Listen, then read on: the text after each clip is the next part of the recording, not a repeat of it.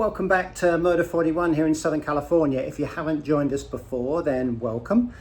We have a new project in the shop today that belongs to one of our good customers and friends of Moto 41, Wayne. And it's a little unusual, it's a little different. It's definitely a bike you don't see that often. So we've got some running issues we're going to work on first, and we've got some fork problems, but let's flip the camera around and let's show you what we've got to work with. So here it is, not something you see every day, and actually pretty unusual. This is a Honda CB1000C, C standing for custom. Long forks, great engine. It's got that beautiful CB1000 engine, inline 4-cylinder, and you'll notice also it's got two shifters there. Something very unusual. It's actually got a high and a low ratio gearbox. Quite why you would need that on a bike with so much power, I've no idea, but again, I think it's probably Honda could do it, so they did. But it's actually a really nice bike, really nice example. It's not covered that many miles. I believe it's a Southern California bike, so it's in good shape. But overall, really nice condition. We've got some running issues, which is the first and foremost thing that we need to fix on our list. We need to remove the carbs, clean the carbs, because the bike will start if we put the choke on.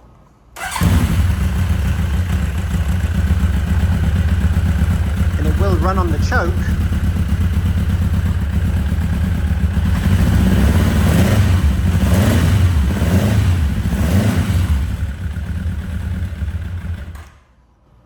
But as soon as we lose the choke, we lose the bike too. So I'm pretty sure it's nothing too serious other than just very dirty carbs. So let's stop talking.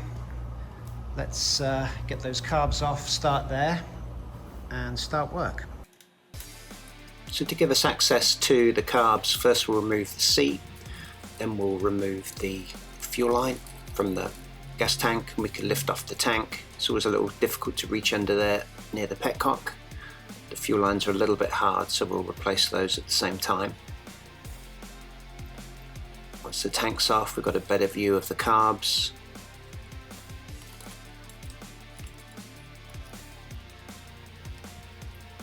We'll remove the overflow tank. It'll just give us a little bit more up and down clearance to remove the carbs.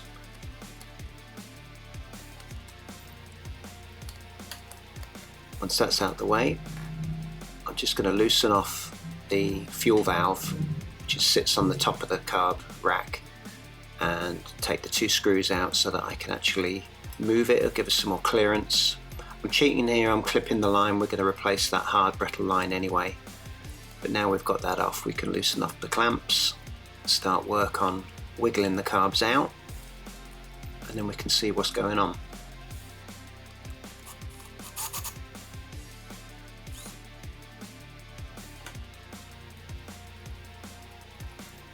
So we start to loosen off the clamps for the airbox. We can see we've got a JIS screw missing there.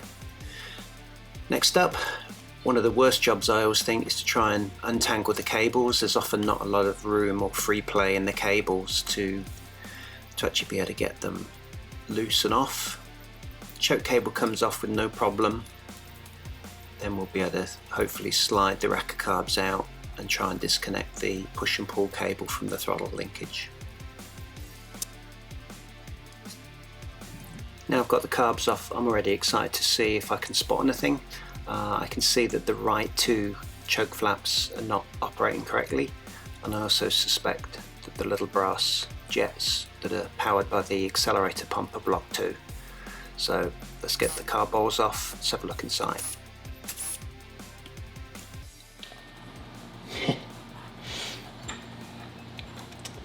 Oh yeah, pretty dirty.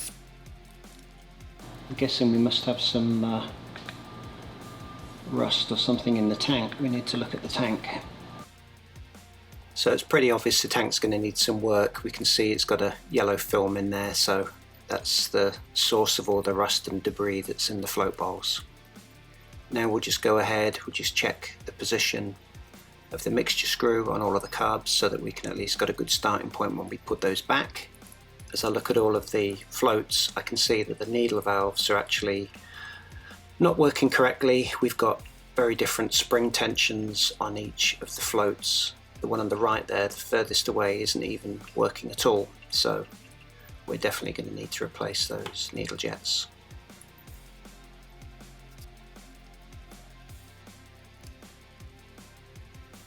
With the floats removed, we'll work our way down each carb and we'll remove all of the needle jets, the main jets and the pilot jets under the little rubber plugs. Put those to one side, we'll keep them in order and just make sure we use correct screwdriver so that we don't damage those jets. They're all original and we want to be able to reuse those.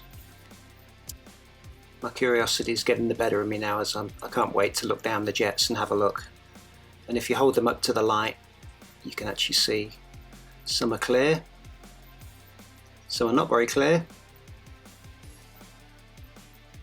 but I was expecting them to actually be a little bit dirtier than that given the amount of rust in the bottom of the bowl. The rust was very fine, so I'm suspicious now and suspect that the little brass jets that are attached to the pump are going to be blocked. Next I'm just going to label up each of the choke flaps. I just want to make sure I put those back. I've just numbered them all as well and I put them back in the right carbs. These are actually handed, so it's very difficult to put them back in the wrong way, but on some carbs you can reverse them, and then slowly, now we're at this point, should be able to pull the two sets of carbs apart.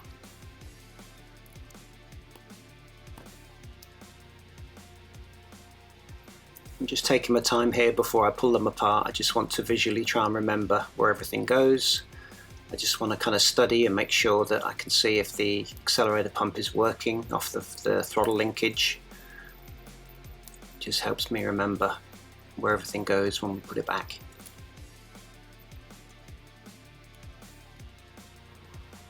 Once we've slid the carbs apart, we'll just move the choke rod. We can just make sure then we've got all of the rubbers and washers from the mixture screws. I can already see some are missing. Each of these carbs has its own air cutoff valve and they don't actually look in bad shape, but we'll change those. We may as well do this while we're apart. We're going to use some K&L examples. They're made in Japan and we're going to pair them with the original Honda Carb gasket kit, which is still available. All the fuel lines will be changed. The valve there has actually been converted to run without vacuum, which is interesting. But again, now we can see all the dirt that's left in the carb bowls from the tank. We've got everything laid out in order, keep everything separate, everything's numbered, so we know where it goes back. Now we just start the long and painful process of getting absolutely everything beautifully clean, clear. Well, those original jets are gold. We'll definitely not be using a carb kit. We hate carb kits at Moto 41. We'll be able to save all of those original jets, get them clean.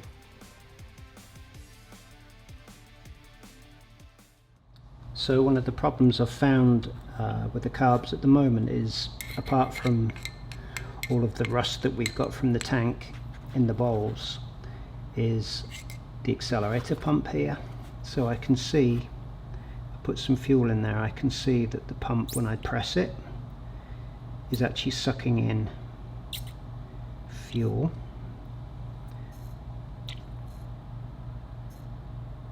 But it's not actually, I can see now I've built up some pressure. I can see a little bit of fuel is coming out of here, but basically the accelerator pump pressurizes this chamber and fuel is then squirted along the carbs and out of the little brass jets in the mouth of the carb. So if this be working great because it's sucking in and squirting fuel, it shouldn't be squirting back into the bowl, it should actually be squirting out of here. So I'm pretty sure that we're blocked here.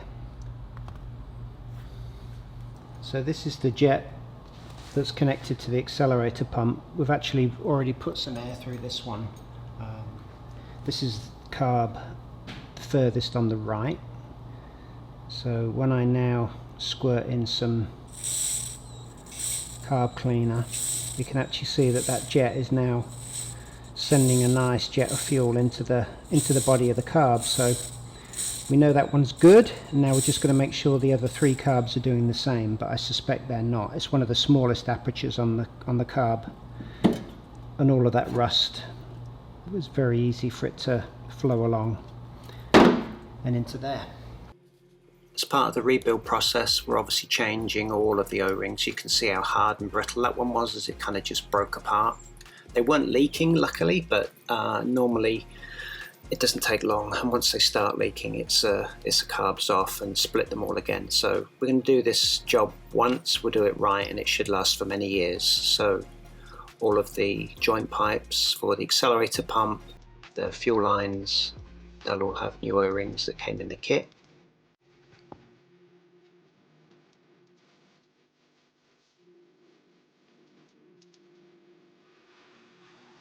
We've lubricated each of those little O-rings with a little bit of grease so they slide nicely into the carbs, and then we can focus on getting the carbs back together, making sure the linkages are all connected, and then start to add the support brackets.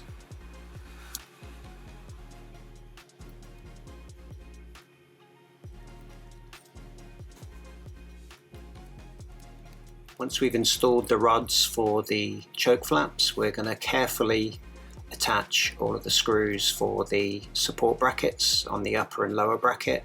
We're not going to fully torque these down yet until we make sure that the rods are not binding and they're not actually catching. So I'll operate the choke multiple times. I'll just make sure that all of those rods are turning nicely and they're not grabbing before we put the chokes back on. And then just slowly work my way across the carbs, gently tightening at the top and the bottom until we're happy that everything is all in line and it's good to go.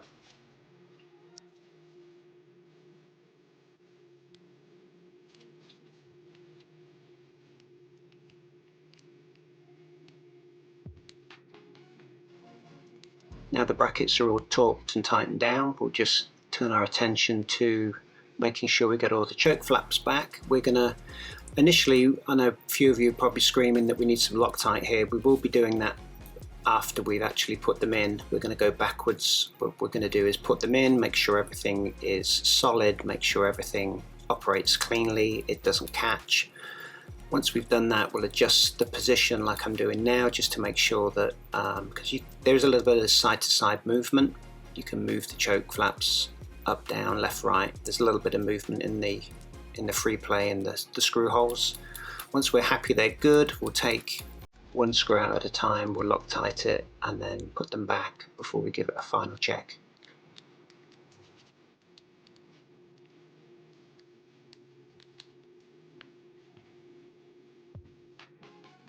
Here's a nice close-up of the bowl where you can see how clean all the jets are now they've been vapor blasted and cleaned.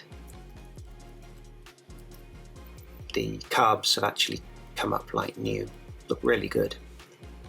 So again, we're just going to work our way through each carb. Again, changing screwdrivers as we need to so we don't damage the head. And then we'll also change the O-ring on the slide. And you'll notice all my numbers there, all of the caps and everything has been numbered. Each cap will go into the vapor blaster. It comes out looking like that, a little bit dull. And then we'll do a little bit of work to bring back some of the shine and bring back some of the brush marks that the original carbs had, and that will really help finish them off. Here you can see all the lacquer that's faded and is flaking off. What a difference they look when they've had a little bit of love and attention. The carbs are all clean, ready to go back together. But before we do that, let's be able to look inside. A flashlight in there. It's actually not bad, but I can see there is a film of rust pretty much covering the inside of the tank, and the fuel looks very yellow. So let's get that out. Let's see what comes out of the tank, give it a flush and treat that metal so that we get rid of all that rust. So as we look at the gas that's coming out of the tank, you can see it's yellowed, it's old. Some of that discoloration is from the rust in the tank. This is where really the problem lies, and this is where the running issues have developed in the carbs. There's some pretty big chunks of rust that have been filtering its way through. Once we've got the fuel drained out, you look down into the corner and you can see the pile of debris that was just waiting to find its way through the carbs. So definitely needed some help. Whilst it doesn't look like a lot, that's a lot of dirt and rust to get stuck in the carbs.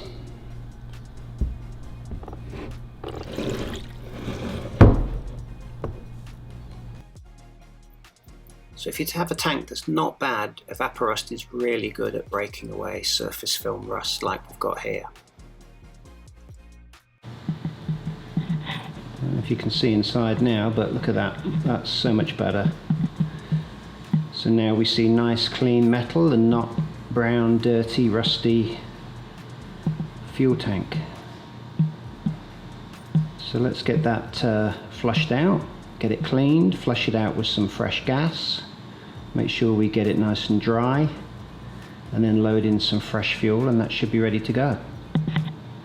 So as we continue work on the carbs, we really needed to change out the floats. They're not available, the floats and actually the little needle valves, not available from Honda anymore, so reluctantly we're using aftermarket, but we're using a good Japanese made brand.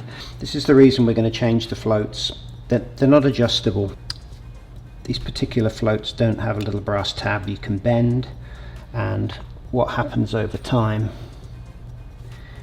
is the spring inside the needle valve settles, becomes weak, and doesn't give the correct float height. So we can see we've got two really different scenarios here. One where you've got this float that's actually sitting very high, and then this carb next to it, there's virtually no spring left and it's sitting really flat. Finally, the carb furthest over on the right, we found that there's actually a break here, so the actual float's broken. We're not going to change one, we're going to change all four, and we're also going to change the little needle valves in each one too. So here you can see our nice new floats, nice bright white plastic. So just checking the new floats with the old floats, they're exactly the same weight, so that's good news. I just wanted to make sure the aftermarket ones were not heavier and wouldn't overpower the new needle valve. Perfect, let's get them fitted.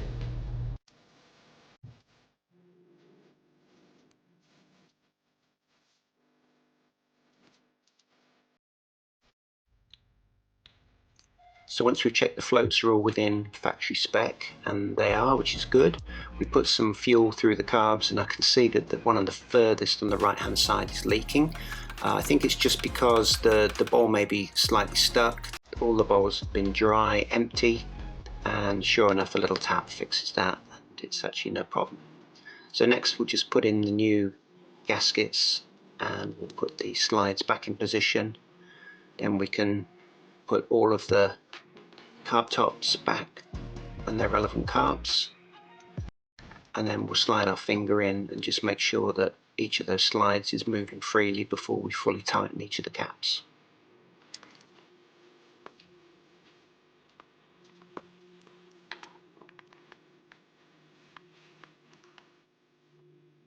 So now we've got the gas tank all clean, and there's no danger of us reinfecting, if you like, the carbs. Now the carbs are clean too. There's one final check to do just before we put the carbs back on the bike. I want to make sure that the little jets that squirt fuel in from the accelerator pump along this passage here, I just want to make sure they're all clear and working. I've checked it before, we've got fuel in there now, and the floats are all good, everything's good there, and I just want to prime the pump And I can do that by just turning the throttle. Yeah, and I can see that fuel is squirting out through all of the jets, so I know we're good. So the carbs are finally finished and we're really happy with how they've turned out. We vapor blasted the carbs, obviously cleaned all the passengers' jets, and the final setup now before we put the carbs back on the bike is we've bench synced. We've bench synced to make sure that each of the throttle slides here lines up with a little hole. So the carbs are balanced, we've got some new hardware, all of the gaskets and seals, the floats, needle valves have been changed. You can see that the carb tops look great. We've polished, grained and put some ceramic clear coat on those, so they'll stay looking good, hopefully for many years to come. We've sorted the problem with the choke. In one of my earlier on in the video, we noticed that when we'd taken the carbs off that these two chokes were sticking. The reason for that we found was the little return spring here was actually not in place, so either it had been reassembled before incorrectly or it just came off, but that's now good. So it's all good, it's ready to go back on, and let's get them back on the bike and see how they run. So we're going to start off by getting those throttle cables back onto the cam on the linkage. Once they're in place, we can start the gentle process of trying to slide the carbs back in so that they don't catch on the rubbers, but pulling the airbox back. Actually, the CB1000 is pretty good. We've got a little bit of room there to maneuver. Just got to take our time, and then gradually we can. We're just going to use a hook to lift the rubbers for the airbox back over, and we can just double check and make sure as we push the carbs on both sides that they stay in place on the cylinder. The rubbers are good, no problem with those. Probably should have done the choke cable when we did the throttle cable, but luckily we can reach in there and secure that. Next we'll reuse the clips for the little overflow tank. Then finally we can tighten up the bands on the airbox, and then we can press the button and see if it'll go.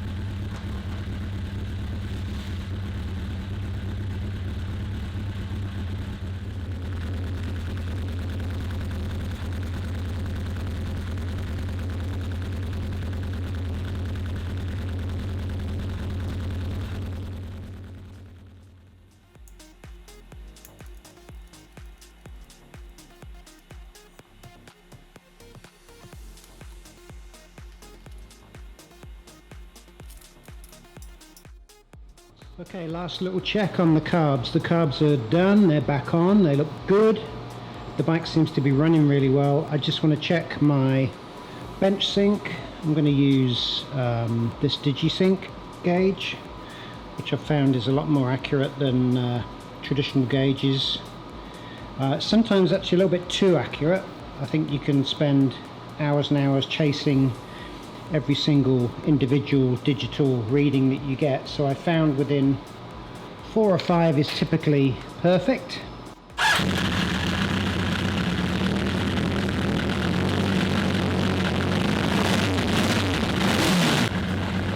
That's pretty good.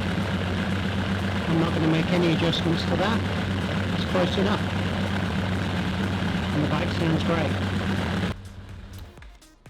So now the carbs are fixed, we need to have a look at this oil leak, and this was after only a few seconds of running. It's obvious that the oil leak is coming from the oil cooler pipes, but best thing to do, get it outside. Let's get all that grease and grime off so we can see what we've got to work with, and then hopefully that'll help us identify where the leak's coming from.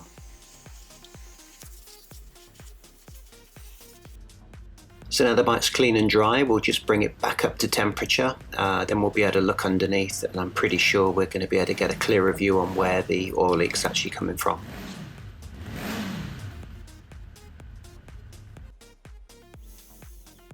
So with the oil drained, we removed both of the oil cooler lines from the bottom of the engine. We changed the O-rings, which were really flat and certainly looked like they were the original ones. And then we go back through the process again. Let's refill with oil, let's bring it back up to temperature and see if we've got any leaks.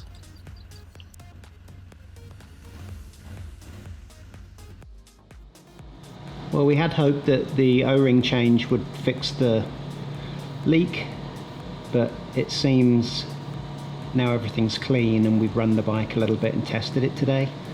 We can now see we've got another drip, and it looks like it's coming from the oil cooler line itself. And as I look at the oil cooler line, it's kind of hard to see, but I can see a mark on the spring where the oil is discoloring it. So it looks like the line has a really small hole in it a little higher up. So let's take it off, start the process again. So we carefully removed the hose and replaced the O-rings again. We're able to identify it was definitely the hose is leaking. It was leaking under the spring about 6 inches up from the bottom joint. So with the oil cooler line off the bike, we cleaned up the fittings, replaced the pipe and changed the O-rings again, put it back on, and we're all good. So now we've finally got the oil leak fixed on the engine from the oil cooler line. We need to turn our attention to the oil leak from the fork legs. Both legs are leaking. The fork stanchions are actually in great shape. There's no problem with the condition of those. It's just I think that the seals are probably the originals. So we're going to remove the forks, replace the seals, check all of the internal components, see if we can make sure that the anti-dive unit that's fitted is working. They were never the best, but I'm sure some fresh oil will help. And once that's done, we'll give them a cosmetic refurb, get them back on the bike, and Wayne should notice a big difference in how the bike handles.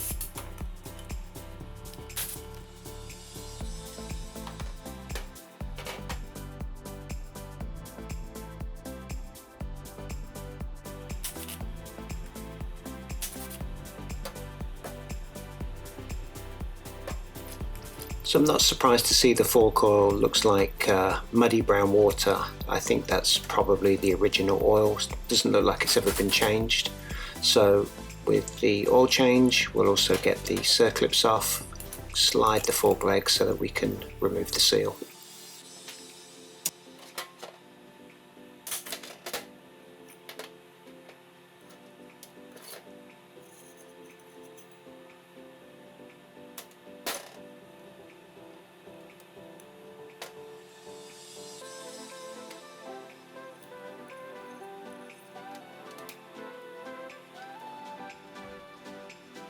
So with everything apart, organised, it's time now to get everything clean before we can start to work on the lower fork legs and get these forks put back together.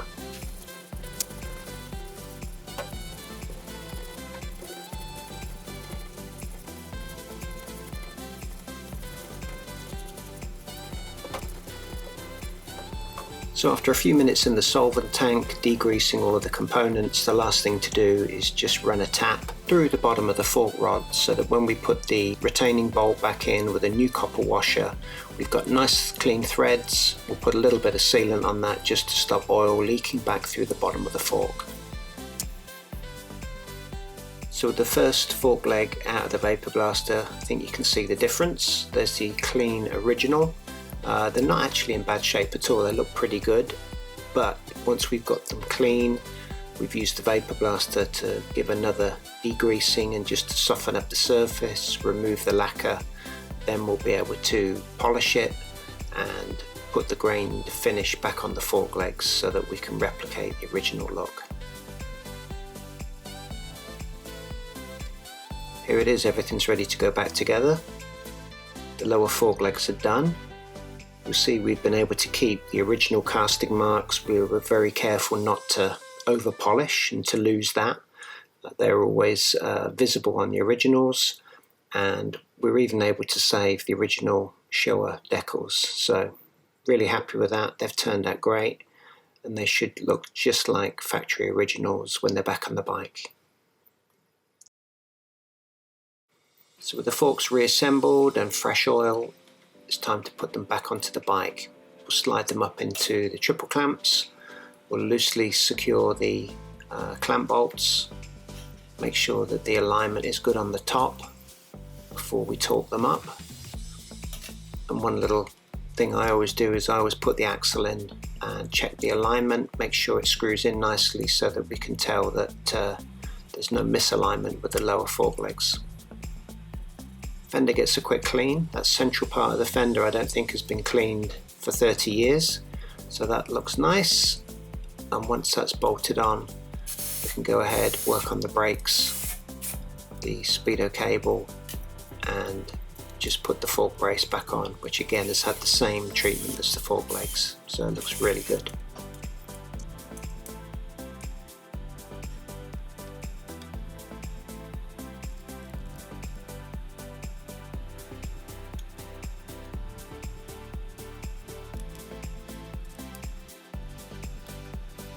We had done some work on the brake calipers recently at the shop on a previous visit. The brake did feel a little spongy, so I just decided to give it a quick bleed, put some fresh Moto 5.1 in there, and now the brakes feel really good. So the handlebar clamps at Wayne's request are going to get the same treatment as the fork legs. We're also going to do the same thing to the right-hand engine cover, which is again suffering the same problem with flaky lacquer and some scratches. So both will be vapor blasted, cleaned, polished, and look at that, they look great.